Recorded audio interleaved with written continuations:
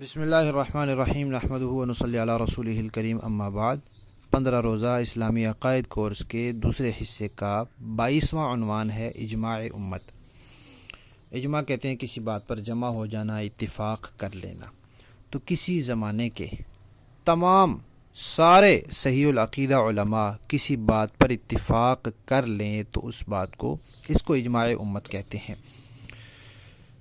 قرآن اور سنت کی روشنی میں امت کا اجماع بھی ایک شرعی دلیل ہے، لہٰذا جس مسئلے پر اجماع ہو چکا ہو اس سے اختلاف کرنے کی اجازت نہیں ہے، اور جس مسئلے پر اجماع نہ ہوا ہو امت میں اس میں پھر یہ فرمایا کہ جس طرف صحیح العقیدہ علماء کی اکثریت ہو اس کو اختیار کرو۔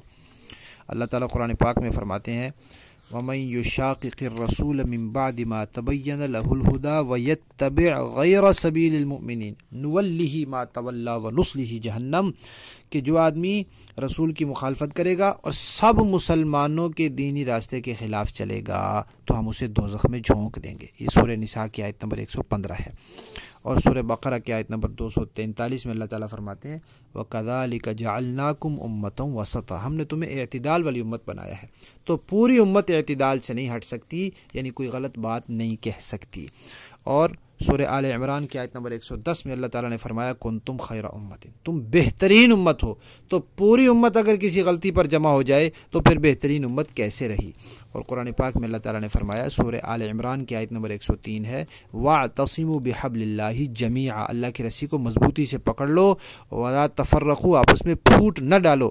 تو سب مسلمان جب کسی بات پر جمع ہو جائیں تو اس سے اختلاف کرنا پھر پھوٹ ہی ڈالنا ہے، اور پھوٹ ڈالنے سے قرآن نے منع کیا ہے۔ معلوم ہوا کہ جس پر سارے جمع ہو جائیں اسی کو اختیار کرنا ضروری ہے۔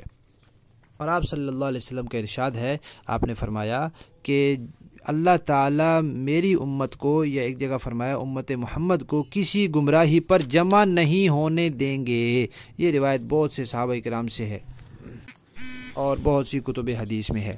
اسی طرح حضرت معاویہ رضی اللہ تعالیٰ عنہ فرماتے ہیں حضور نے فرمایا کہ میری یہ امت قیامت تک سیدھی حالت پر رہے گی، درست رہے گی، یعنی پوری امت کبھی سیدھی حالت سے نہیں ہٹے گی۔ کچھ افراد ہو سکتا ہے ہٹ جائیں، لیکن ساری امت اکٹھی ہو کر ہٹ جائے یہ نہیں ہو سکتا۔ اور ایک اور روایت میں آپ صلی اللہ علیہ وسلم نے فرمایا کہ حضرت علی فرماتے ہیں میں نے حضور سے پوچھا کہ اگر کوئی معاملہ ہمیں پیش آئے جس کے متعلق کوئی صریح حکم قرآن و سنت میں نہ ہو تو ہم کیا کریں؟ آپ نے فرمایا کہ فقہا اور عابدین سے مشورہ کرو، کسی کی شخصی رائے نافذ نہ کرو۔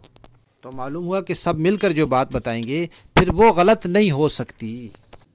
اور آپ صلی اللہ علیہ وسلم نے فرمایا کہ ید اللہ علی الجماعہ اللہ تعالیٰ کا ہاتھ جماعت پر ہے، جو ان سے علیحدہ رائے اختیار کرے گا وہ دوزخ کی طرف جائے گا۔ تو معلوم ہوا کہ سب مسلمان جب کسی رائے کو اختیار کر لیں تو اس سے پھر علیحدہ ہونا یہ دوزخ کا راستہ ہے۔ اور آپ صلی اللہ علیہ وسلم نے فرمایا من فارق الجماعۃ شبرا فمات، اور کوئی آدمی جماعت سے علیحدہ ہو گیا، مسلمانوں کی جماعت سے علیحدہ ہو گیا نظریاتی طور پر، عقیدے کے طور پر، تو پھر وہ مر گیا تو جاہلیت کی موت مر گیا۔ یعنی جس بات پر مسلمان سارے اکٹھے ہو جائیں، ایک جماعت ہو جائیں، اس بات سے پھر اختلاف کی گنجائش کسی کے پاس نہیں رہتی۔ تو اسی اکٹھا ہونے کو اجماع امت کہتے ہیں، اور قرآن و سنت کی روشنی میں یہ شرعی دلیل ہے۔